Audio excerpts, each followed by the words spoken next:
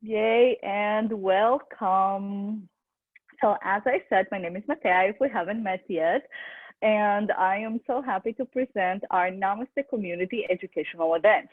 We co-organize these events with Sandy, who's joining us here today as well. And we offer educational workshops on various topics to our community. We started doing these events during the pandemic in order to unite people from all over the world. I run a yoga and Ayurveda school called Hariom Yoga and Wellness in Costa Rica, in Croatia, and internationally. And we have students from all over the world. So we wanted to bring us together from the comfort of our own home to be able to uplift each other, to be able to inspire each other, and to create a community of like-minded individuals. So, as we are connecting here, I would like to hear from you. If we were in the same room, if I was hosting this workshop as I usually do in person, I would probably go around in a circle and ask everybody their name, where they're from, if there's anything that they would like to share about themselves and their journey. And I would like to hear from you, why are you here today, or what would you like to learn from Vedic astrology? So you feel free to introduce yourself in the chat, to say hello, to share anything that you would like to share about yourself. And while you do that, I am going to share a little bit about my personal journey with Vedic astrology. So I was very lucky to grow up with a mom who has always had an interest in alternative holistic sciences. And if you've ever heard me talk about Ayurveda before, you know that I was sick as a kid, and my mom found an Ayurvedic doctor who helped me heal and manage a lot of my health issues. And after that moment, both her and I became believers and practitioners of holistic sciences. She became an Ayurvedic specialist, and I became eventually a yoga teacher and founded my own school. So through that process, we also found a lot of interesting people who were guidance counselors. And when I was graduating high school, I had a little bit of a crossroads in my path, like a lot of people might identify with that. But for me specifically, I had kind of trouble determining what would be the best journey for me, what would be the best journey for what I was trying to do, because I was kind of split in between going the path that was set for me already by my teachers in school, by my family members, and having this interest in alternative sciences and an alternative lifestyle that wasn't so well received and well supported by people. Again, if you're in the wellness field or you're a practitioner of anything that is still considered alternative today, you might resonate with that. So my mom met this super interesting person in one of her events who was practicing Vedic astrology. And she took me to a consultation when I was about 17, maybe 18 years old, right before I graduated high school. And there's no better way to say it. Just completely blew my mind. The things that he said, the things that he shared with me, he had an insight into who I am as a person. I entered a very difficult Saturn transit when I was about 15 years old. So I entered a big Saturn period, and then also what we call Sati, Saturn transiting my moon, at the same time. And he could tell exactly to the date when that happened, how I started feeling after that. And it gave me a lot of relief, because I all of a sudden didn't feel like I was alone, or I was completely lost in terms of why I was feeling this way, why I was having these obstacles in my life. He also predicted really well what was going to happen with me. He told me, you were going to leave your home country. I'm from Croatia originally. You're going to move for college. I had zero plans at that moment. I had no idea that was going to happen. I was like, wow, that sounds great, but I don't think, I think you're just imagining it. I don't think that this is going to happen. So when it did, I was like, wow, I can't believe it. It kind of started unfolding very quickly. And from that moment on, being that he gave me such good practical guidelines on what to do, what kind of decisions to make about my future, I started practicing Vedic astrology. I started completely believing in this and understanding that this is definitely something that could help me make decisions and get answers to my questions. I'm one of those people who, and I'll talk about it a little bit later when I show you my chart, a little sneak peek into my mind. I'm one of those people that likes a lot of different things, and I'm often at a crossroads. I'm often indecisive because I feel like I would want to do so many things, but I don't know how to properly manage my energy and manage my time.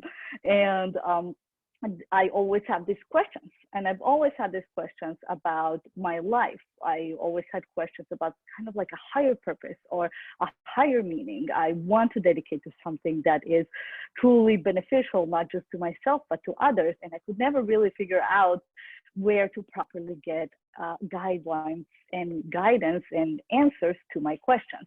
And Vedic astrology really truly became that one thing that helped me, and I use it even when I make life decisions.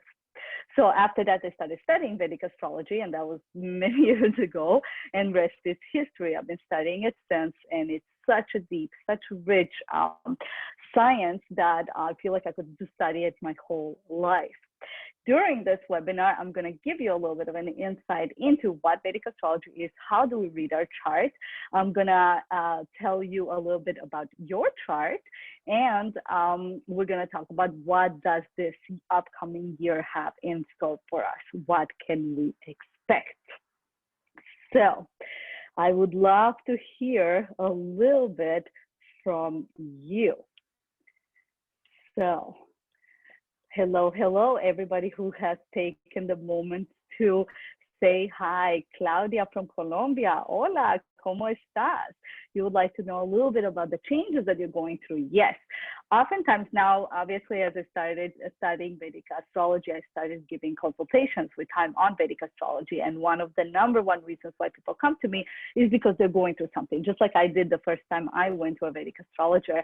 Sometimes we're at the crossroads in life and we really want to get some direction. So no problem if you have some issues with connection. You want to learn, Laura wants to learn more about her path and about her chart and what the future has in store for you. Excellent. We are going to talk about that. Adelaida, hola, ¿cómo estás? You don't know much about Vedic astrology, but is interested. Yes, absolutely. So some of you have written to me before and said, I am already practicing Western astrology. I sent some of you your chart already. If you did not receive your chart, it's probably because you can always check your junk mail in case it went there, but it's probably because you didn't give us your date of birth. I did email everybody who I was missing some important information. Not everybody responded back. In case you didn't get your charts to follow along this webinar, just write to me afterwards and I will send it to you later. You can still follow along. It's not a problem at all. But some of you were writing to me before saying, I am practicing Western astrology, or I have looked at my chart before and this is a little bit different. I will talk about the difference between Vedic and Western astrology in just a moment. Hello from Costa Rica. Hola, you're undergoing an awakening and this is amazing. Yes, sometimes when we are going through an awakening or a connection to our spiritual side, this is a perfect tool, a perfect guideline. Vedic astrology, as the name suggests, comes from the Vedas, the same source as yoga comes from. So it has a lot of tools that can help us with our inner journey. Hello from Michigan. Would love to learn more. Pleasure meeting you too. Hello, hello. Hola, Marcela. ¿Cómo estás? Mira, sí, pasando por un cambio. Qué bueno. Yes, Marcela is saying she's going through some changes as well. She wants to learn more. Absolutely. Hi, Kelsey. You became an Ayurvedic health coach. Yay, amazing. Ayurveda is, again, one of my, I can't really pick between yoga, Ayurveda, Vedic astrology. I always say this is one of my favorite topics, but they complement each other perfectly. And you will see that Vedic astrology uses the principles of the 5 elements, just like Ayurveda does as well. As a matter of fact, if you were to pull up your natal chart and pull up your dosha reading of the body, they would correspond. And you can read health and Ayurvedic health from Vedic astrology as well. There's a specific section of it. So this is amazing. I hope it's going to be beneficial for you and you're going to find it interesting. Hello from Arizona. you're an occupational therapist and meditation teacher. This is beautiful, Seema. Amazing. Absolutely. I think that Vedic astrology can be really beneficial. I find Vedic astrology gives us a lot of tools on one thing that I love about it. It doesn't just read our chart. It doesn't just tell us about our future, but it actually gives us remedies and tools on how we can achieve our goals, or if there is something that our chart is showing that we might be struggling with, it can give us specific remedial measures. And one of the most powerful, probably the most powerful remedial measure in my understanding and what my teachers have told me in Vedic astrology is actually mantras and mantra meditation. So as a meditation teacher, you can actually find certain tools in Vedic astrology that can help you go even deeper into your meditation. Yes, amazing. So if you want to share anything at any point, you have your chart here, and I have some assistants that will be able to read your questions to me, and we will move on. But it was so wonderful to hear from you guys, and thank you for sharing. So if you want to connect with me online, of course, you can find me at Matea Yoga or Hariom Yoga and Wellness. You can use the hashtag Namaste Community whenever you are looking for any of our posts, any of our events, or you just want to share about some of our events. So let's talk about what is Vedic astrology. Some of you already know a little bit about it. Some of you are interested in learning. So the word Jyotish comes from Sanskrit, which is the language of the Vedas, and it means light.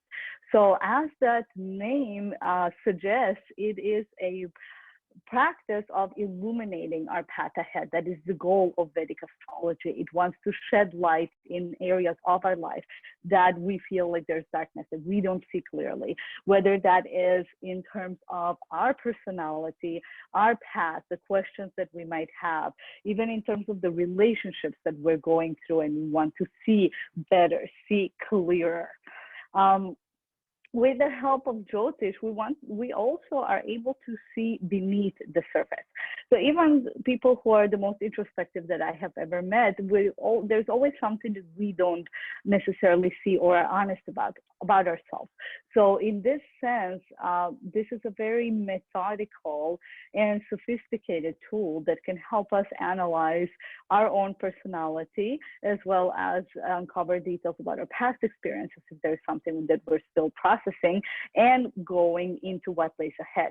So in that sense, Jyotish, the rays of Jyotish, the rays of light, illuminate in three different directions: into the present, where we are right now, into the past, if we have any questions about it, and as well into the future. So we're basically looking in all different directions.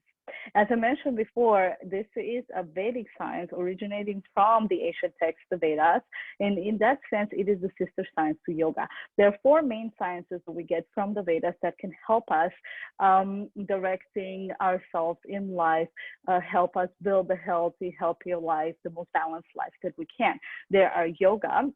We know today we practice yoga asanas mainly, which are physical exercises for the health of the body and the health of the mind. But yoga is actually considered to be a spiritual science as well.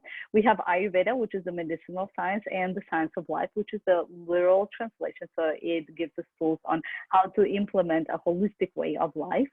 And Vastu, harmony of space. So just like we have Feng Shui, you might have heard of, even before Feng Shui, there was Vastu. And now we have Jyotish Vedic astrology. So all four work together or four complement each other. The primary goal of Jyotish is understanding one's life journey. So the philosophy of the Vedas teaches us that we're not really born as a blank slate. We have brought with us into this life certain skills, certain qualities, certain personality. If you, for example, might notice, even if you have more than one child, even if they're growing up in the same environment and with the same experiences, they're completely different personalities, and personalities start showing already at a very early age. So the Vedic philosophy does assume that we have lived before what we call the process of reincarnation. But even if you're not sure or you don't necessarily believe in that, the idea is that every person is unique. Every person has a unique journey. If you believe in reincarnation, the Vedic philosophy also teaches us what we're reading from our Vedic chart we call karma.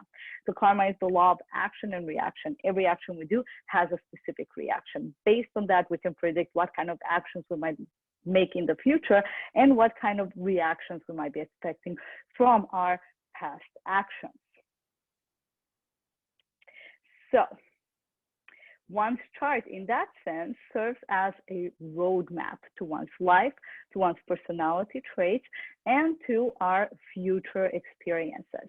One of the favorite ways for me to practice Vedic astrology on myself and the consultations that I give to others is a psychology tool. So first and foremost, I always look into getting to know ourselves better. It helps us realistically evaluate our strengths, our challenges, our skills, both our desires and our fears. And the goal is to help us unlock our full potential. We also have a goal of understanding our mind, our emotions, the subtle side of who we are, and assist us in making better choices in life, evolutionary choices, taking bigger picture into account. Now, according to Jyotish, an important thing to understand is there's no such thing as good or bad experiences. There are different situations, different periods that we find ourselves in our life, but they all serve a higher purpose in our path. Sometimes we are in a particular situation, or we read from a chart, and on the surface something might seem like it is a big challenge, but underneath it there's a lot of things happening, and that challenge might result us in coming out on the other side with greater knowledge, wisdom, strength. As we all know, sometimes the most transformational experiences we've been through in our life have also been the most challenging one, but at the end the most rewarding ones. So when understanding that, and when understanding in each area of our life, whether we're talking about family, business, education, partnerships, relationships, we understand that we require a specific attitude and understanding, then we can draw the best conclusions and the best forms of action. So in that way, we use Jyotish as something that helps us, giving us advice on how to act, how to make decisions, how to get our questions answered. Another important point in Jyotish is that we go through different periods in our life. Not everybody is going through the same thing all the time. So I always like to tell my clients, we live in a society that sometimes gives us this idea, by this age you should go to school and get education, then find a job, then develop a career, then find a partner, then get married, then have children, buy a house, buy a car, get a dog, etc., etc. And by this age you should be achieving this, and by this age you should be achieving this. A lot of my clients struggle with that. They come to me and say, I'm at such and such age, and they put pressure on themselves, or they feel pressure from society, thinking by this age I'm supposed to achieve such and such thing. Vedic astrology says everyone has a unique path. Someone might find the love of their life when they're 15 years old, someone at 50, someone never, because in this life, that's not their priority. Maybe their goal is something else. I know the romantics are like, don't tell me that, but everybody chooses that. Some people will have more focus on certain areas of life and some don't. Some people will dedicate a great deal of their energy and time to their occupation. They will find a lot of nourishment from it, a lot of fulfillment, while other people use their job just as a job and means to an end, and their focus is elsewhere. But not all of our karma, so to say, not everything that is supposed to come our way is unlocked at the same time in our life. That would actually be very intense. As a matter of fact, for most of us, the most intense periods in our life that we've been through are periods where a lot of things start happening at once, and we have to figure out a way to manage them all. So we read our life journey, seeing which periods in our life we're going to go through certain experiences to know what to dedicate to at that time. Sometimes if you're focusing on something right now and it's not happening exactly as you would want to, it might not mean that this is the wrong choice for you. It just might mean that this is not the right period in your life to focus on that. But maybe some other period will be. In this way, we can remove worry, we can remove some suffering and some frustration that comes from focusing on something we're not supposed to focus on. And we understand the nature of each period and act accordingly and dedicate to what we're supposed to during that time. as I mentioned, besides all those explanations and getting clearer image, getting light shed on our life path, we also have remedial measures. So Jyotish can give us advice, whether it is the way we're supposed to think, the way we're supposed to act, the way we're supposed to speak, whether it is specific actions that we're supposed to take in a certain direction in our life, or it will give us lifestyle tips, mantras, meditation, positive affirmations, using certain gemstones, the specific activities on specific days of the week. All of those are considered remedial measures in Vedic astrology that can help us better unlock the potential and the blessings that are already there in our way. So as I mentioned, some of you already know astrology, and now might have been hearing about Vedic astrology for the first time. Yes, there is a difference between Vedic and Western astrology. The difference between them mainly is in the method of measurement. So as we see here, the zodiac is an imaginary belt of 360 degrees. And both the Western and the Eastern is called Nirayana or sidereal zodiac, and the Western tropical zodiac or Sayana in Sanskrit, they're all divided into 12 equal parts. Each part on that belt, therefore, equals to 30 degrees and represents one sign, such as Aries, Taurus, and so on. In Sanskrit, we call signs rashis. So, in that sense, the Vedic and Eastern astrology are identical. They also use identical names. In Vedic astrology, we do have Sanskrit names for our signs, but they translate into English in the same way. But the method of measurement is different. So when we are looking at the blueprint of our life, which is our Vedic chart, we need to know which direction we're looking at. We need to have a specific measuring point. Just as if you were looking at a blueprint of your house, for example, you have to know where's the north, where's the east, the south, and the west. But Vedic astrology uses certain fixed star constellations, which we call nakshatras, in order to measure the directions. The Western astrology or the tropical zodiac uses the motion of the planets against the position of the sun in the spring equinox. This is why you also will hear oftentimes that the Western astrology is called the solar one. It is not that the sun is not considered in Eastern astrology, it definitely is, but the sun is basically the measuring point. So in this way, sun is believed to be the most significant, and it is the center of our solar system. And that makes sense because we are looking at our life from the earth in direction of the sun. As such, it became developed about some 2,000 years ago. If we look into the history of the Greeks and the Babylon, also you will find texts of astrology. And at that time, few millennia ago, Western and Eastern astrology were pretty much aligned. However, with time, it became slightly separated. The difference became noticeable over time because Western astrology, the star constellations that it's using in the sky, they're moving slightly. If you, for example, like astronomy, and you want to go outside and look at the stars, even if you go outside it every day at the same time in the night, you are going to notice that certain constellations are on a different spot throughout the year because there is some movement in the sky. So by using Western astrology, by using movable objects, the measurements according to Vedic astrology are now slightly off. And Vedic astrology continues to use the real position of the planets with respect to certain celestial bodies that I mentioned that remain fixed or permanent in the same position.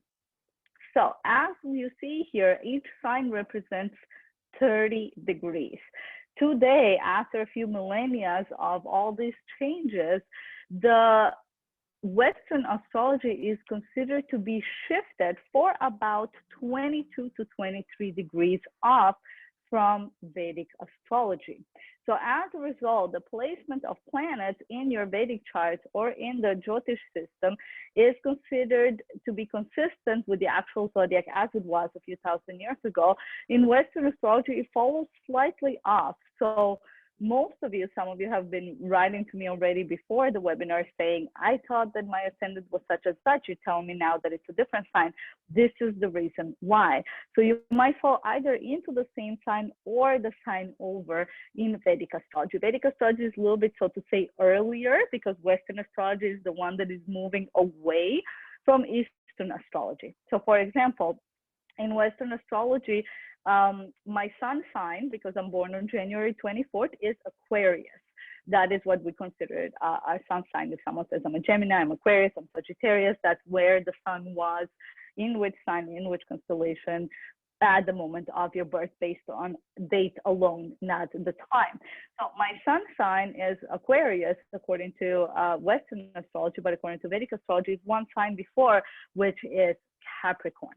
Now, if you are already practicing astrology and obviously you are attached to your signs and you're like, this is blowing my mind. No, I don't think so. Don't worry. Once we start reading the natal or the native chart, there's a lot of different things that we take into consideration. Generally, I don't consider myself at this point anymore to be that attached to those names. I do have qualities of an Aquarius as well, and it is prominent even in my Vedic charts. Usually you will have some qualities, but I do understand now why my sun is in Capricorn, and in terms of whatever sun brings, my qualities more aligned with that as well. This is the reason why we have a little bit of a difference between Vedic and Western astrology. So overall, many years ago, they were exactly the same. They were using the same points of reference, but because the sun and the movements of the planets in the sky is changing over time, and Western astrology is using that as a reference point, it is a little bit off. That is not the only difference between Western and Eastern astrology. It is the main one. Another difference is the planets that they use. In Vedic astrology, you will see we have two planets that you might not have heard of before, Raffle and Ketu. They're considered to be the nodes of the moon. I'm going to speak about them in just a moment. And they are not that prominently used in Western astrology. So now that you know a little bit about it, what is it specifically that we are reading from our Jyotish Vedic charts? To summarize, we read our qualities, we want to understand ourselves better. We read our relationships, how do we relate to other people? And each relationship is looked at differently. Our parental relationships, relationships to our children, to our siblings if we have them, romantic relationships, business relationships, all of them have their place in our Vedic chart. We also read our occupation. That's a very important point. How do we make money? How do we live materially in this world? How do we take care of ourselves? What skills do we have that we can use? How do we interact with society? Are we a socially conscious person? Can we contribute to society in a specific way? Vedic astrology and its philosophy says if you have particular skills that you can offer to the world, you should absolutely take advantage of them.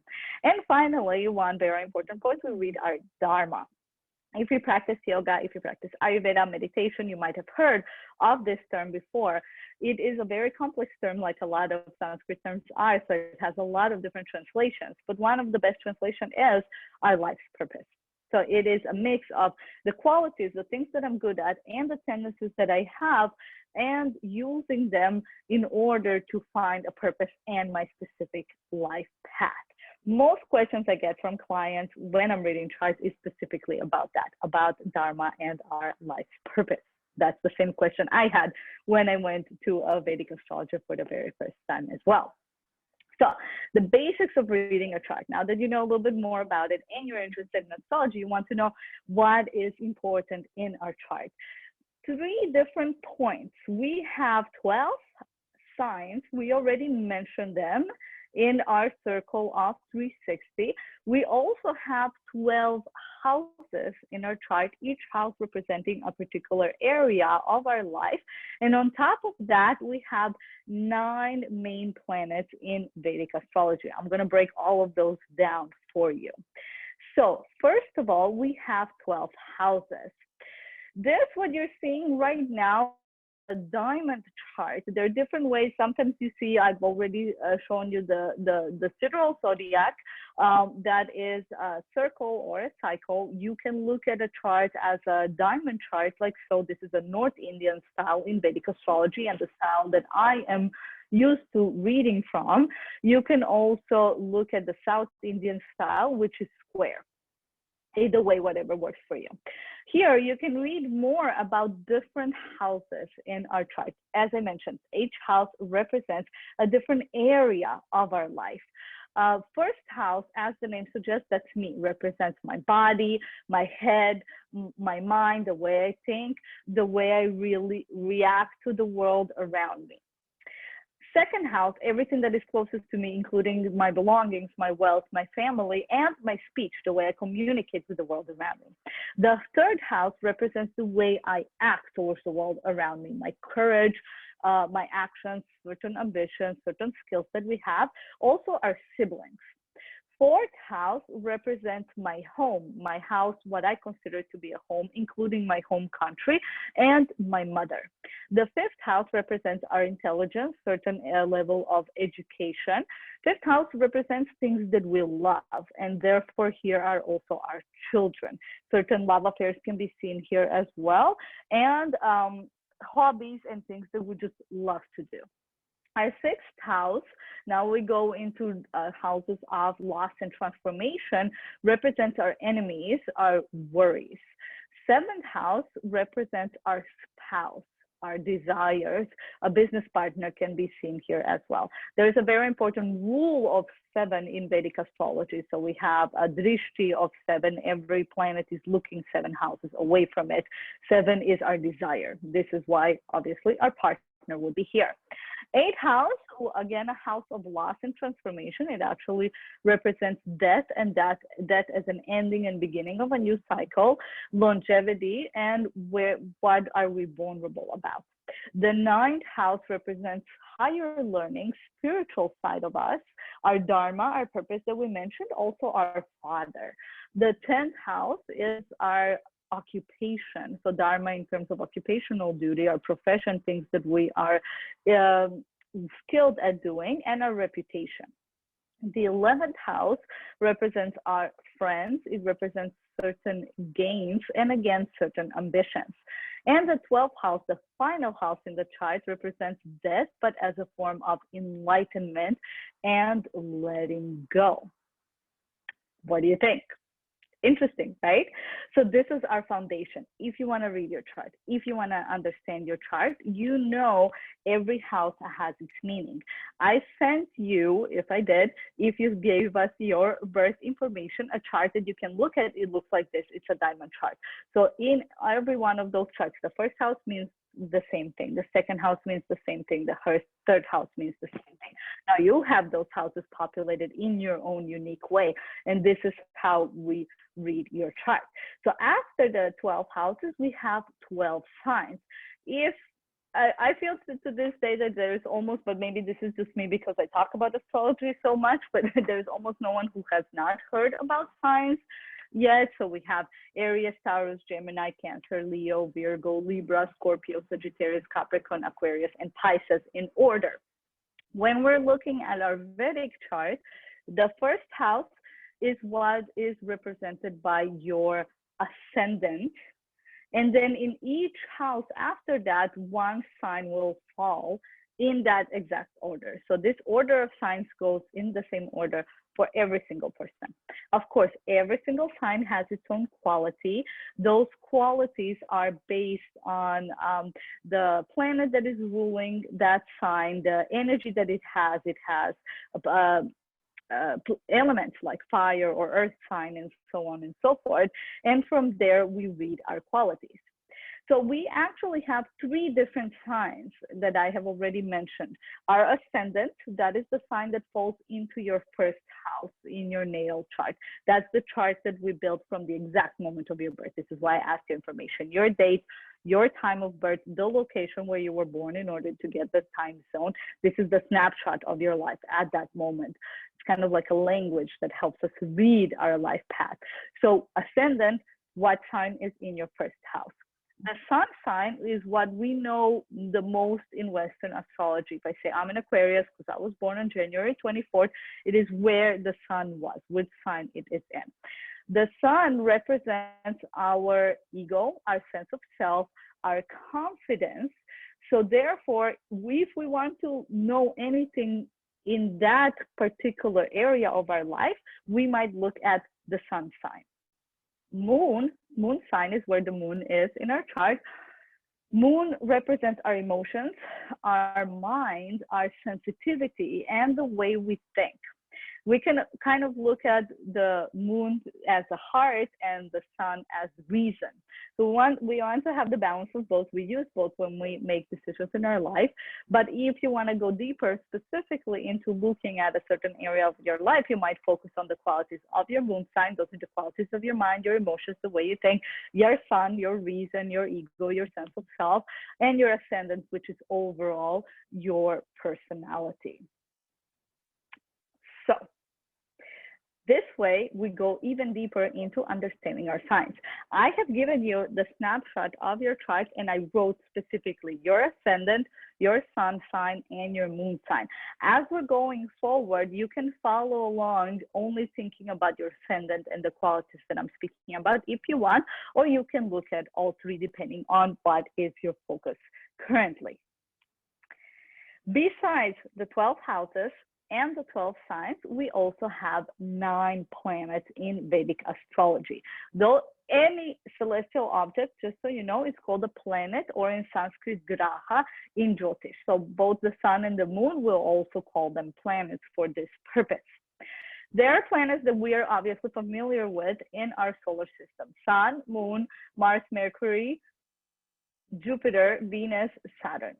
Now, Uranus, Neptune, and Pluto sometimes are used in Western astrology. In Vedic astrology, we don't use them as much. If you wanted to read a chart, I use a program in which I pull up people's charts, the program that I use to find and draw your chart as well. If I wanted to, I could look at your chart and see Uranus, Neptune, and Pluto position. However, because they're considered to be so far from the Earth and they're relatively smaller, they are not considered to have that much influence on our personality. So more often than not, we don't read them. When you look at your snapshot of your chart that I sent to you, you will not see Uranus, Neptune, or Pluto there.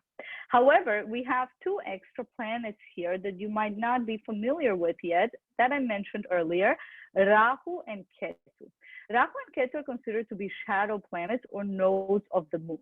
They do not have a physical body. So if you were to take your telescope and look outside and you're like, I want to see that Rahu and Ketu, you are not going to see them. They're very specific mathematical points of intersection on the paths of the sun and the moon as they move on their celestial sphere.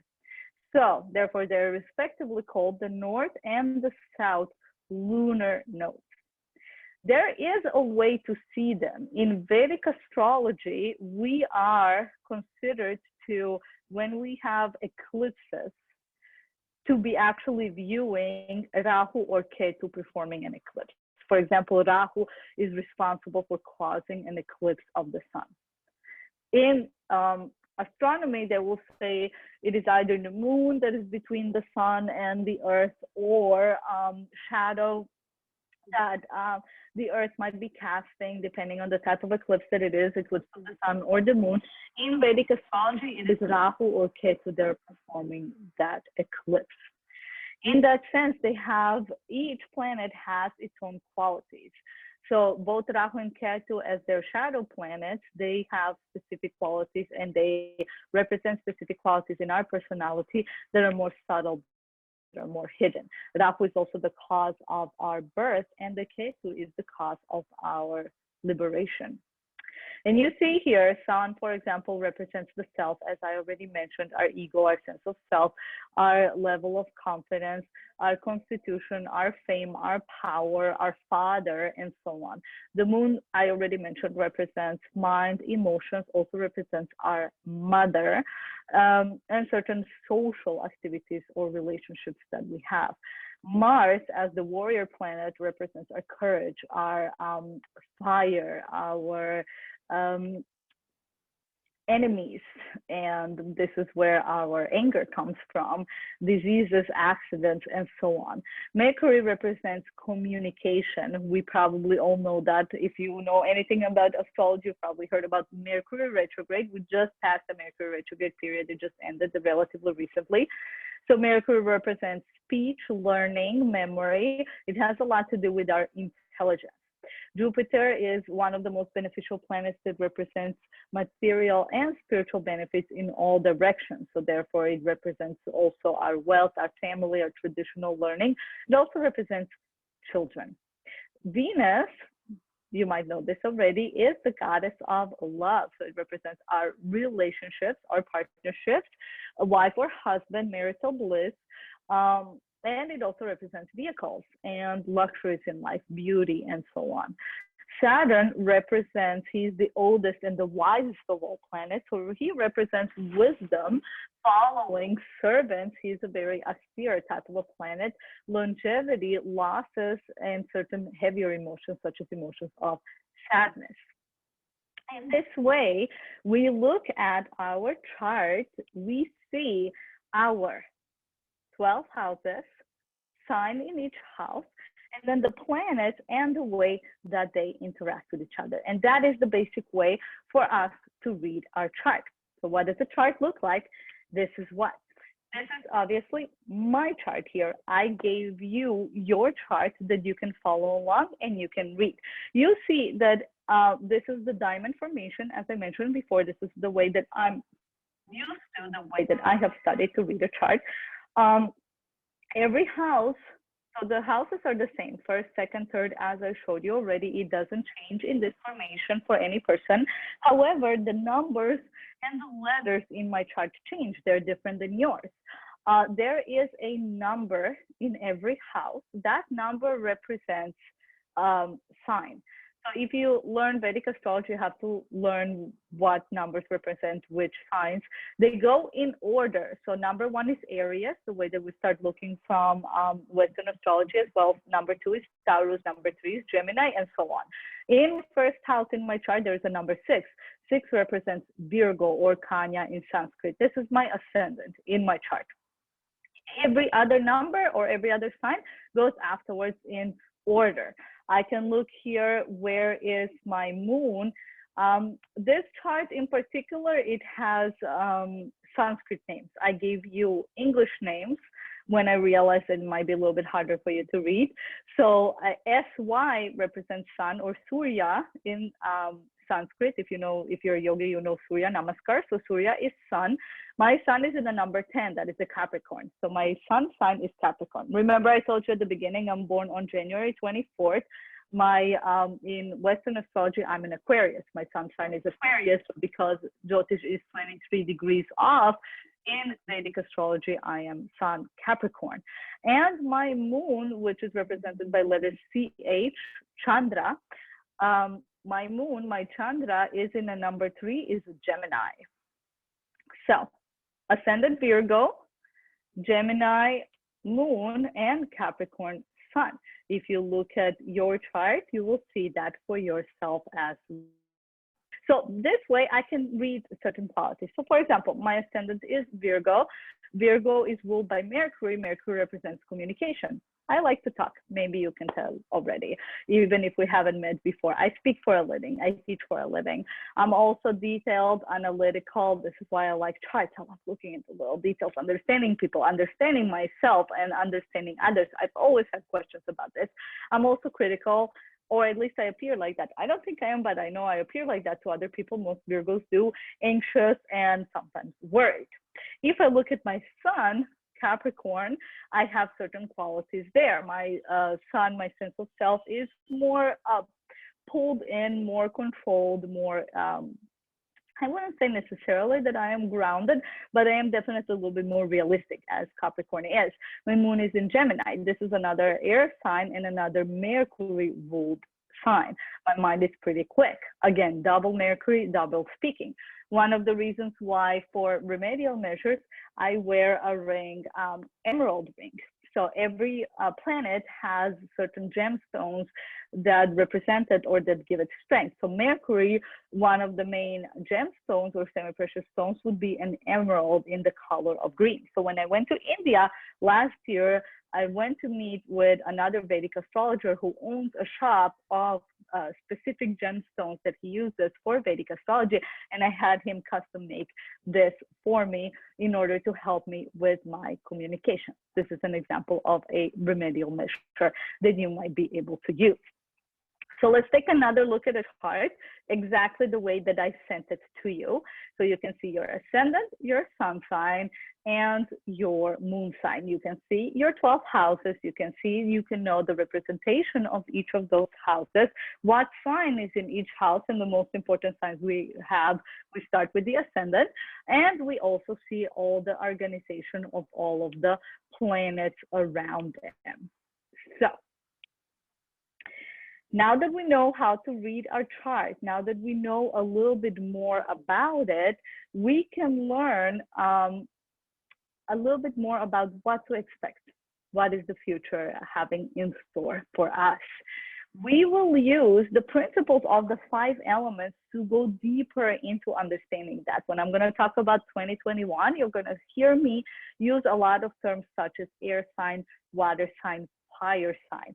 As I mentioned in the beginning, Jyotish Vedic astrology comes from the Vedas, and it uses those same Vedic 5 principles of 5 elements, or Pancha Mahabhutas. Ayurveda does the same thing. Yoga does the same thing as well. So you might know this already. The principles are the same in Western and Eastern astrology. The air signs are Aquarius, Gemini, and Libra. So for example, if you look at your chart, you can check what is my ascendant, what is the nature of my ascendant, or what is the main energy of it. Air signs, as the name suggests, have a lot of qualities of air. That means that they are light, they like movement, they like action, they're creative. Oftentimes they're up for adventure. Maybe they like to travel, maybe they like to try new things in life. They like to be excited, but air is also easily provoked. What they need to learn is how to be stable and how to be grounded. Water signs are Pisces, Cancer, and Scorpio. Water represents our mind and our emotions. So these signs are oftentimes very emotional in the sense that they're very sensitive. Sometimes their intuition might be strong. They're private, they're mysterious. Maybe they even have a little bit of a psychic quality to them due to that intuition.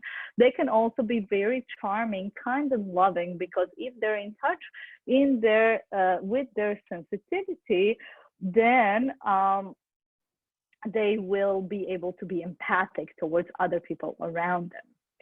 Fire signs are Aries, Leo, and Sagittarius. So as the name suggests, fire brings us passion, strong emotions. They might be a little bit more temperamental or energetic or explosive compared to other people. They're also very good at business. Oftentimes they are accomplished.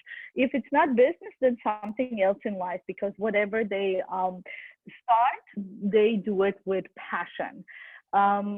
Earth signs are Taurus, Virgo, and Capricorn. So Earth is the element of grounding. These signs more often than not will be more grounded, more stable, more realistic. They are also practical, dependable, sometimes too materialistic because they like material things, as Earth is. And they can also be very resourceful and organized. So when we read our chart, the first thing we look at is the qualities of our ascendant. The moon sign might tell us more about our emotions. So for example, maybe my ascendant is more earth sign, maybe it's more grounded, but my emotions are in a water sign. So I am a sensitive person, although I might not appear like that immediately to people when they meet me. Maybe my ascendant is an air sign, so I feel light, I feel airy, but my sun sign is earth. So again, I'm a little bit more grounded and more realistic when it comes to the matters of reason. This way we build our personality. Every person has obviously a lot of layers. And when we read our chart, these are the first things that we look at that I mentioned to you, the houses, what are the qualities of each house, what are the signs in each house, what are the planets, and then we go even deeper into understanding our path. If you have any questions at any moment or any comments about this, please let me know. Now that you know more about how to read your chart, now that you have your chart in hand and you can follow along, you know your signs, you can read more about what does 2021 have in store for us, and you can follow along. I'll mention just one more thing. If you're looking at your chart and you see your ascendant, your sun sign, your moon sign, you can check what are the energies or what are the elements of those signs. So for example, if your ascendant is a Leo and your moon sign is a Sagittarius and your sun sign is a Leo again, that means you have a lot of fire. You're a very fiery person. If fire, earth, any of the elements appear more than once, that means that that element is more prominent in you even than just looking at your ascendant, for example. If you have the same sign in those three little bubbles that I sent you, that means that if your ascendant and your moon sign are the same sign, that means your moon is in your first house. If your sun and your ascendant are the same sign, that means sun is in the first house. If the moon and the sun sign is the same sign, that means moon and sun are in the same house. That means you were born on or around new moon. So each of those brings its own qualities with it that we discover when we're reading our chart on a deeper level. So this snapshot here, it was actually a snapshot of the chart of the exact moment when I started doing the presentation. So when we started this webinar, I went into the future ahead of time when I was preparing this webinar, and I pulled the chart of that specific moment to see what is happening with the world today. So as you see, Aries was ruling. Maybe you open your eyes today on a Saturday with some passion, with some action. Rahu and Mars are together. They have a little bit of a conjunction going on for a few days already, and it's going to last for a little while longer, not too long. But this is a very interesting conjunction that can lead to accidents. Especially if you're a fire sign currently, maybe be mindful of staying away from accidents. Be mindful when you're driving, maybe at home. For example, yesterday in the kitchen, I made a terrible mess. I broke a completely new, huge bottle of avocado oil, which was very devastating to me. And I cut myself. And I was like, of course, Rahu Mars together. It does not surprise me. I should have been more careful. I should have been more mindful. This way, we can read certain moments and know what is happening in the future. You have to remember, every person is unique. You have your own unique chart. So when we look at transits, when we look at what's happening, we apply it to our life. So for example, if you have a strong Mars in your chart or you're a fiery sign, you'll be more prone to accidents like I was yesterday than a person that might not have that. So there are so many unique elements to reading one's chart. Every person will experience, for example, the year that we have ahead differently. However, because even if you're in the same event occurring at the same time, two people in the same place at the same time might experience that event differently. This is part of our uniqueness, our unique perception, worldview, karma, and so on. However, we can overall help determine what can we expect over the year as we apply it to our own personal chart. So right now, as you looked at that chart that I showed you here, besides Rahu and Mars, we also have in this 10th house here the conjunction of Saturn, Jupiter and Mercury together. This conjunction of Saturn and Jupiter has been happening for a little while already, and it will continue to happen for not such a long period, but we have a question. Will this chart ever change? Your personal chart does not change. That is taken at the moment of your birth. If you look at your chart at different periods of your life, you might see different things. If you go for a reading, for example, my reading when I was 17 years old was different than a reading I had last year with one of my teachers, because I'm in a different period of my life, because we can't cover our whole life and every event that's going to happen in 1 hour or 2 hour reading. You might approach your chart from a different perspective, but the chart itself will not change. The periods you go through will change. The chart I just showed you before was the chart of the particular moment when we started our webinar 1 hour ago. This chart does change. It changes basically every moment, every few hours, big changes happen. So I hope that answers your question. We're going through the planets in the celestial sky, they're moving at all times. So this is why we look at your chart of the exact moment of your birth, because you can have even twins born just a few minutes apart, and they're completely different people. Not maybe completely, they will have some similarities, but they're different people. They're unique persons. We have many divisional charts. Now, not to go too deep into Vedic astrology, the chart that I'm mentioning to you, the chart that I'm talking about, is our main natal or birth chart. We have many divisional charts where we can look deeper into our relationships with our partner, our occupation, our relationships with our parents. We can literally read certain people in our life through our chart, our parents' chart, our children's chart, and so on.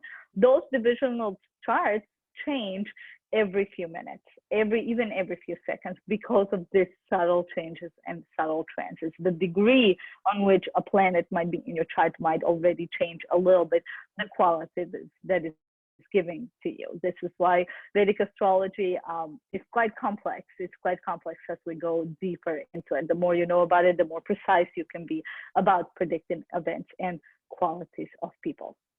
But yeah, your chart, birth chart does not change, but the chart of this moment changes. Absolutely. This is why we are trying to predict and see what is going to happen with the year ahead. So back to the period that we're in right now, we have this conjunction of Saturn and Jupiter. It's a very potent period. I don't know if you remember, but a few weeks ago, maybe it's been already a couple of months, all the news outlets were reporting how Saturn and Jupiter are very close together, the closest together in literal centuries, and they were able to be seen in the night sky by the naked eye. I don't know if you remember that. I don't know if you went to look at it. I personally did. I was here in Miami, in Florida during that time, so we have obviously a very nice winter without snow, so the sky is pretty clear. And I was able to see the conjunction of Jupiter and Saturn really, really well. So they have been the closest that they have been in centuries. This conjunction is very effective because it has a very potent influence on us, specifically because we were able to see it with the naked eye because of the way it aligns with the Earth currently. Why is this conjunction important? Jupiter as a planet, it represents expansion. It represents growth. This is why it represents our children. Children are literally physical expansion of us, of our body, of our family, growth of the family. It represents expansion in material and spiritual sense. Now, Saturn is almost the opposite. It represents contraction, limitations, borders, slow progress. The main lesson of Saturn is being patient. Every planet is actually considered to be like a person, like a demigod, like a deity in Vedic astrology. They're representations, personifications of certain qualities in our life. They're demigods. So you go to India and you will literally have temples for Surya, and you can pray to the sun god to give you health and to give you reason, and so on and so forth. So Saturn is considered to be the oldest of all planets. And as the oldest planet, he moves the slowest. Saturn literally moves in the sky the slowest. The Saturn period is one of the longest periods that we have, 18 years, and so on and so forth. So the conjunction of those two planets, those two opposites, is creating a little bit of a conflict of opposites in our life as well. I think all of us have, in some way or another, have been learning patience already for a while. This is what at least the celestial objects would like us to learn. So depending on your chart, maybe you're a Saturn sign or a Jupiter sign, or you have Saturn or Jupiter very prominent in your chart, you might be feeling this more than others. For example, my Jupiter is in the sign of Capricorn, which is a southern sign, and this conjunction is happening in Capricorn. So as such, I'm feeling it more, this conjunction and this memo of being patient. I don't know how is it going for you to learn that skill. I'm still working on it, but I know at least that this is one of the things that I am supposed to be learning during the Saturn signs, Capricorn and Aquarius. They might be going through a good period right now because Jupiter might be giving them a little bit of a boost. They might be getting some new good news, some good potency, some good expansion. But other signs very much might be feeling like they are being tested. Jupiter signs, Sagittarius, Pisces, they might specifically feel a little bit more stuck. If we know that this conjunction is happening, we know it's going to end relatively soon. That means we don't push things. If things are going slower than we would want them to, the main point is to learn patience. We don't insist and go head through the wall that things have to happen right now, but we rather slow down to see what would be the lesson. Air signs specifically, they might be feeling a little bit heavy right now. It is a good opportunity for them to take that as an advantage to be a little bit more grounded, a little bit more balanced. Fire signs might also feel like their passion is not as strong. Maybe they're a little bit turned off, or they're holding their emotions inside and feeling implosive or explosive and reactive, but not necessarily productive. Water might be more nourished, but is feeling cold and maybe a little bit disrupted in their flow. For all of us right now, we're still in that process that kind of feels a little bit like a limbo. And I think it makes sense considering the world events that are very unique. I think a lot of us throughout our life had not necessarily been in a situation such as a pandemic before to have an understanding of it. And a lot of the unique astrological events that happened a year and some months ago that started this whole process, they're still being resolved. The main thing that I can tell you from Vedic astrology is that the sooner we learn our lesson, the easier it is to come out of it. For some people, this period have been very productive, while for others, they're still feeling stuck. So if you're feeling stuck, if you're feeling that limitation, know that this conjunction is going to break soon. That break is going to lead us to a period of breaking of patterns, as I like to call it, in April and May. So very soon, this conjunction is finally going to be released. It's going to take a while for the effects to finally be sensed by us, especially if we've been in a period that was happening for a long time. You can't just wait from one day to the next for something to change. Sudden changes have their own place in our chart. They're usually started by certain very sudden planets, but if something is happening for a long time, maybe it's going to take a little bit while to get out of that period, and that is completely fine. This breaking of patterns might bring transformation and change for a lot of people. Like I said, if we learn our lessons, including the lesson of patience, if we've been preparing during this time, gathering, learning before an execution, we are going to be ready to move on. Those people who did not do that, they might feel like they're still not ready to move on in April and May. Fire signs will want to go, so Leo, Sagittarius, they will want to go into action and into exploring during this period of time, whether that might mean they want to start something new or maybe go on a trip, but they will feel some patterns are breaking and they'll be able to get out of it. Moon signs and water signs, or anyone who is more sensitive, more emotional, might experience a bigger boom and expansion in their mental and emotional field during this time. My advice also for those signs that this is a good time to study, to learn a new skill, or to perfect a skill that you've been working on. Everybody during this period should take advantage of it, but be mindful with their energies. There are some changes for, I like to call strange personal and romantic encounters during this time due to the influences on Venus, as well as some quarrels in romantic relationships. This is especially true for fire, air, and water signs, or anyone who has a strong Venus in their chart. So being mindful of that in your relationships. We will overall feel a little bit more of a relief with the whole situation with the pandemic, but I don't consider it yet to be over. And it depends on your personal life and your situations and where you might be. After that, we're coming into the summer, at least for the Northern Hemisphere. And in this period, I am predicting that some emotions are going to start heating up, especially during June or July, and especially in our minds. This can either lead people to feel focused and productive, creating and moving forward, or it might lead to some explosions, emotions bubbling up, and occasionally snapping or feeling somewhat out of control. How do we avoid that? If we stay grounded, if we stay focused, then we can find our equilibrium, we can find our balance. Why are some of those things happening? So first big event of the summer is going to be that two planets are going retrograde, Mercury and Saturn. I wrote an article recently at the beginning of the last Mercury retrograde period about it. And if you're interested in it, I can send it to you, or you can find it on our Harium website under the blog. And whenever planet goes retrograde, what does that mean? To explain it really quickly, all of the planets from our perspective on the Earth, looking at the sky, are moving in their own particular directions.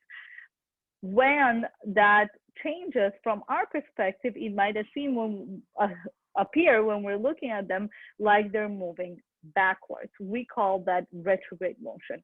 The planet doesn't genuinely start moving backwards. It's not like Mercury is going around the sun and then, oh, I'm going to go the other direction, but it appears like that from our perspective. That, because it's from our perspective, has a particular effect on the Earth. It has a particular effect on us here living this life. Whenever a planet goes retrograde motion stopping and then going backwards literally means that we might go back into the past, we might go back into some unresolved things that we might have that particular planet represents. So for example, if Mercury represents communication among other things, the communication might start going backwards. We might feel like we do not fully understand each other, and so on and so forth. Saturn is going to go retrograde as well. For me personally, and this is what I wrote in my article, certain planets going retrograde are even heavier than Mercury, which goes retrograde as a quick planet relatively often during the year, about 3 times a year, but not for that long. Saturn is going to be retrograde longer, and it might bring even more stagnation. Now, for fire signs, that means specifically that they should focus on cooling off, calming the emotions, not being impatient, specifically with miscommunication and so on. Water signs, they might feel like their emotions are bubbling up, and this is a very common thing for fire signs or for water signs or anyone who has a strong moon, that they want to make decisions always based on their emotions. Remember, we have to have balance between the heart and the reason. So sun and moon always need to be balanced properly. My advice for water signs during the summer, do not let your emotions be the main thing that is ruling on how you make your decisions. Air signs will need to find balance and harmony between what they want and what is really happening. Air signs oftentimes have this tendency not to be fully grounded or realistic. And in the summer, they will particularly be confronted with their realities. So find a balance between what you want, what you're thinking that is happening, and what is really happening. So Saturn retrograde, main advice for the summer, it's going to be for a while that he's going to be retrograde. Stay grounded, work on stability, be patient. My advice for anybody who has a strong Saturn in their chart, Aquarius and Capricorn signs, earth signs, if you have a tendency already to sometimes when you are in balance, fall towards emotions of heaviness, sadness, even depression, this is the time to take care of yourself regularly. So this is the time for us to take care of self-care. Mercury, as it's going to be retrograde in late May with Saturn for a few weeks, communication is key during this time. So it's important for us to be patient, to be understanding to others. That's my advice for the summer, the beginning of the summer, because August is still summer. August and September, Saturn is still retrograde. Luckily, Mercury is going to leave the retrograde state, but Jupiter is going to join Saturn. So Saturn retrograde is still enforcing us slow down, rethink, be mindful of your decisions, be patient. The impatient signs, the fire people, they might be suffering. Air signs might be suffering. So calming down, coming back to yourself. It's time to be wise, and it's time to learn our lesson. So because Jupiter is joining the retrograde state, and Jupiter is the planet of knowledge, this is capable during this time. We will be capable of doing that. Emotions might still be high, and we will have a little bit of a conflict between masculine and feminine energies. That means we all have masculine and feminine energies within us. It also means male and female relationships of any sort, and overall romantic and sexual relationships of any kind. So because Venus and Mars are in conjunction in Leo, we're going to get that extra fire, because Leo is also a fire sign. During this time, August and September, I predict that for some, partnerships are going to be forming, and some partnerships are also going to be falling apart. And it might happen in strange circumstances and suddenly. If you care about your partner, if you are in a relationship during that time, be mindful, be kind, be understanding. Don't take things too seriously.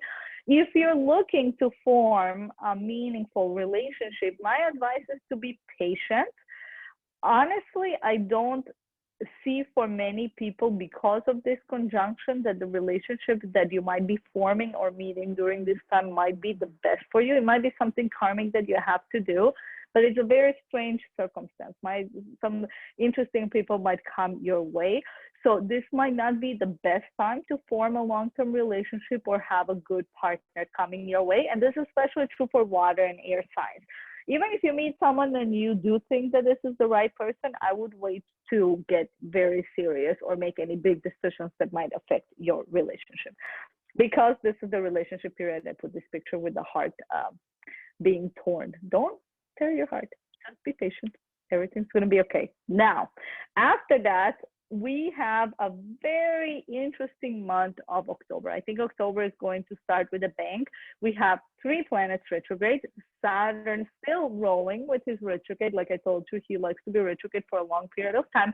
He's still insisting on his lessons. If you haven't learned them by now, you might be forced to learn them then, because he is so slow and he's slow moving.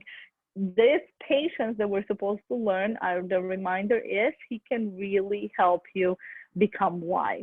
But work.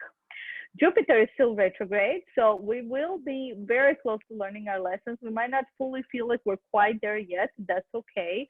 But it's an excellent time to focus on meditation, on spiritual practices. It's actually a great time for a retreat. If you have an opportunity to retreat into yourself, even if it is for a shorter period of time, but to take care of yourself during October, this is a great time to do that. Mercury is joining that merry group, so communication, intelligence, understanding will also be halted or disrupted on top of everything that I mentioned. So I do not advise October to be the time for new beginnings or any big changes during this time, except if they have to do with working on yourself, mindfulness, healing, or studying. The mantra is find your peace during October. Now, November and December, what does the end of the year have for us? By November, all of our retrograde planets will clear up. Yay, finally. we can all breathe a little bit. So we'll feel a little bit of a sense of relief. And especially if you follow the previous advice and went inwards in October, now is the time to slowly come out. The mind is finally going to begin clearing out fire and air signs. They will be impatiently waiting for this moment. So they might want to start very quickly jumping out. My advice is pace yourself. Don't jump to every opportunity. Be rational about your decisions. This is a good time for sensitive and emotional people, including water signs, to turn back to their center, to tune in with themselves. It's a great time to form mindful connections with people.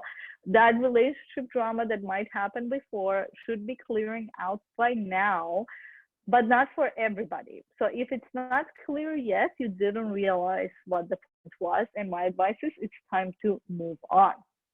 Creativity is higher for many during this time, so it is a good time for a new project. By the end of the year, we're going to come a full circle in many areas of life. I think overall the world is going to start breathing a little bit easier again as well. Saturn is still ruling strong. He's still in his sign of Capricorn the whole time. So it is a good time to learn stability and balance. And if you did learn them, you can really benefit from that feeling, from feeling grounded. Passionate people might find some obstacles again towards the end of the year. My advice at the end of the year is do not spend too much money. There are some losses, financial losses happening during this time, especially in December and end of December, and especially for fire and air signs. Don't be lusty, don't be greedy. Wait for things to come at their own pace. Emotions are cooling off. It's time to be rational. It's time to be serious. 2020 for a lot of people was a very transformational year. In my prediction, 2021 is going to be another transformational year, but in a little bit of a different direction. We will get some questions answered that we felt were kind of in limbo and not answered at all, but not for everybody. It is not time to stick fanatically to any worldview or opinion, because those emotions are running high, and whatever opinions we are having and people are having during this time, this is coming from past years still, were very, very strong, but things are not clear in the sky. The truth is not necessarily clear for everybody. So it's time to grow and to learn, not to be stagnant in our way of thinking, broadening our horizons. People who were stuck and who were shocked last year, they have an opportunity this year to rise above, but if they don't, they will stay stuck. So what is my advice for the end of the year? Controlling our emotions, controlling our anger, not being frustrated, patience. It's coming up again and again. I know it might not be the easiest. I know some of you might think, how much more patience I have to learn? I think I have done this already many, many times. But yes, we can still learn more.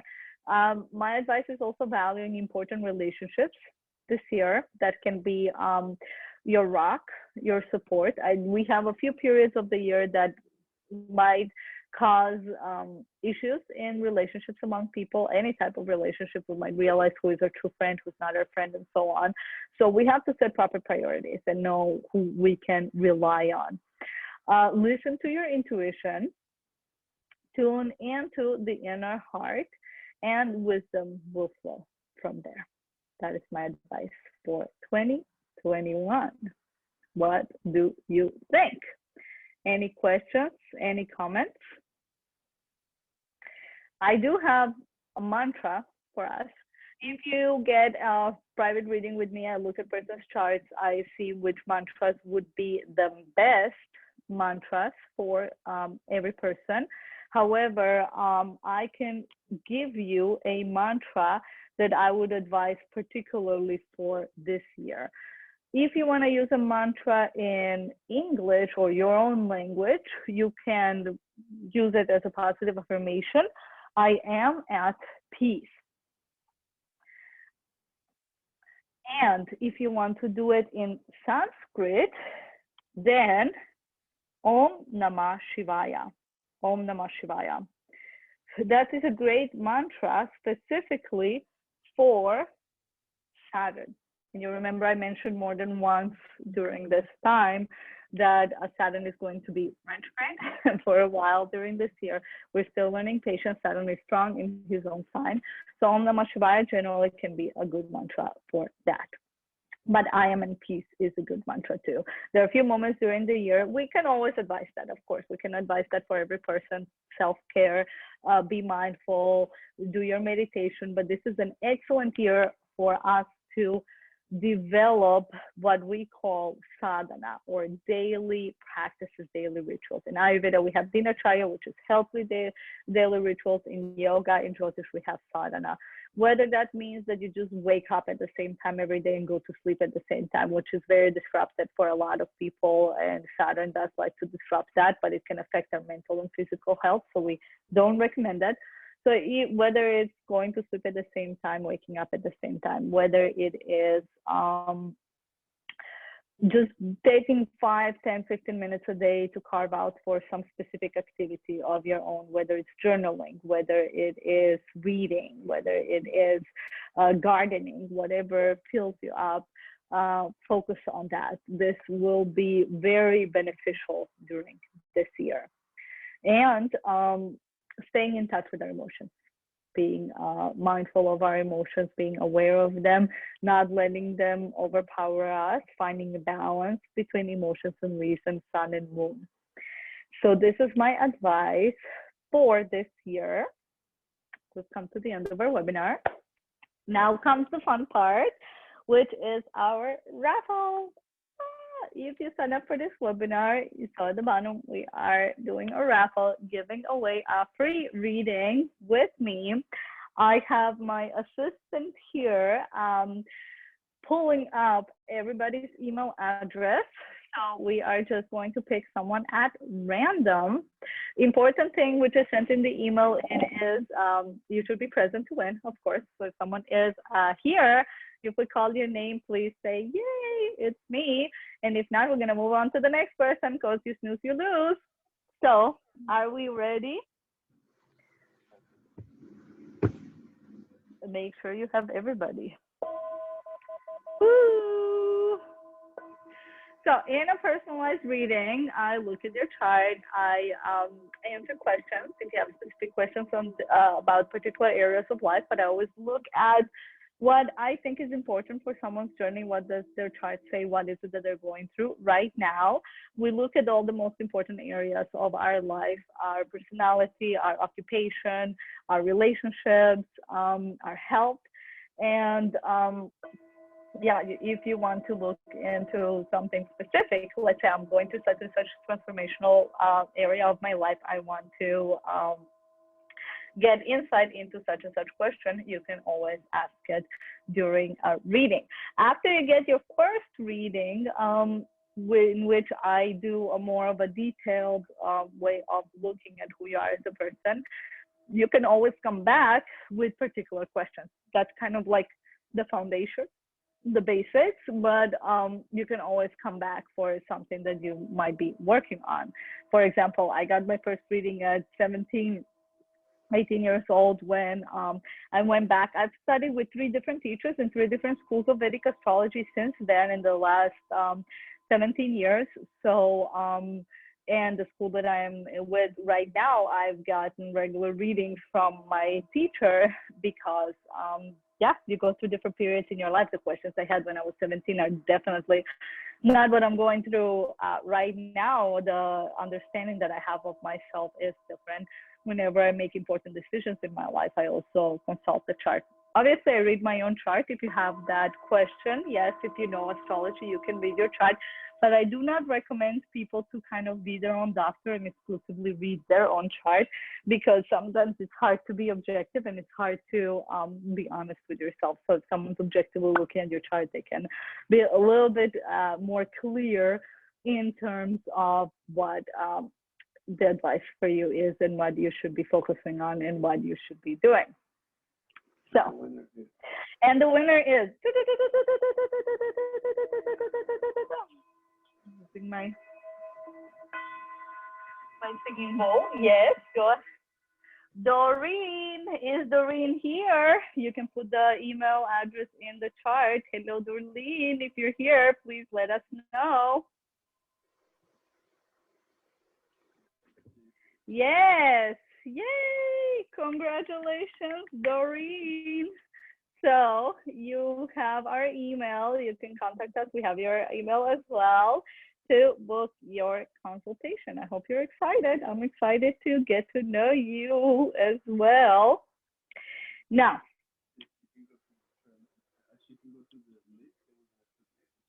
yay. Uh-huh. So if you want to book a chart reading with me and you didn't win, of course you can. Thank you for playing. As I said, you can learn about your long-term projections, learn about your life journey, get advice. We are going to put the link into the chat right now. Doreen, you can use the same link to contact me and schedule an appointment. When you are booking, if you pick a time, I need to check your chart and I need to check your time to confirm that time or see if another time will be better, but you can set in the appointment what time, what day would be the best for you to meet me. Now that you have a better understanding of Vedic astrology, I think you will appreciate a chart reading even more. So, a chart reading with me, normally I have a special for you because you took my webinar. Thank you for being here. Normally it is $75 USD for 1 hour, but I am giving away today a bonus 90-minute reading for the same price. That means you get your chart read. I give you all the basics that I think that are important, and you get, usually maybe that will last an hour, and you get bonus 30 minutes to answer any specific questions or get specific advice about any area of your life. So in case you want to do that, the link is in the chat. We are going to send you an email with it as well if you need to afterwards. And I look forward to connecting with you soon. If you're not sure if you want to do it now, save my contact. You can do it at another point in your life. As I said, Vedic astrology has been incredibly helpful for me in my life. Who reads your chart matters as well. The way that I read people's chart, I look at other areas of life that I find important, but I definitely focus a lot on the inner journey because that has been the most important part for me, that Dharma aspect, the life path, our spiritual side, the inner strength, the benefits that we gain through our life, through the experiences that we go through. Now, if you want to join us for any in-person events, as I mentioned, we have a School of Vedic Sciences of Yoga, Ayurveda, and we practice Vedic astrology and Vastu in it as well. Our next event is the 200-hour Yoga and Ayurveda teacher training in Costa Rica, happening in April and May 2nd. We also have one coming up in October 23rd to November 13th. If you want to study Ayurveda with us, our fundamentals course is April 18th to 24th or October 31st to November 6th. And if you want to study Ayurveda on a deeper level, in our specialization course, we also study Vedic astrology on a deeper level and how we can use it in Ayurveda. You can study that with us May 3rd to 8th or in November 14th to 20th. All of our courses are available online as well, so you can join us. Yes, if you haven't received the chart with me, you can always let me know. I will email you your chart snapshot